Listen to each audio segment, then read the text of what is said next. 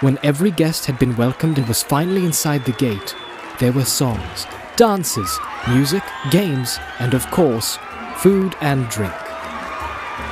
There were 3 official meals: lunch, tea, and dinner, or supper. But lunch and tea were marked chiefly by the fact that at those times all the guests were sitting down and eating together. At other times, there were merely lots of people eating and drinking, continuously from 11:00 until 6:30, when the fireworks started.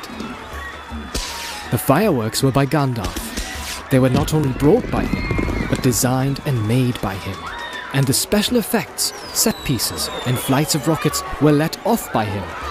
But there was also a generous distribution of squibs, crackers, bacca-rappers, sparklers, torches, dwarf candles, elf fountains, goblin barkers, and thunderclaps.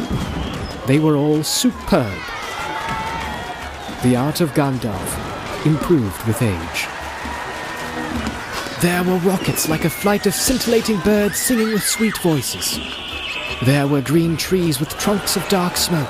Their leaves opened like a whole spring unfolding in a moment, and their shining branches dropped glowing flowers down upon the astonished hobbits, disappearing with a sweet scent just before they touched their upturned faces. There were fountains of butterflies that flew, glittering into the trees. There were pillars of coloured fires that rose and turned into eagles, or sailing ships, or a phalanx of flying swans. There was a red thunderstorm and a shower of yellow rain.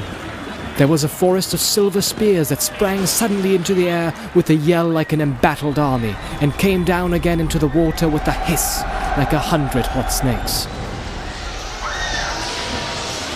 And there was also one last surprise.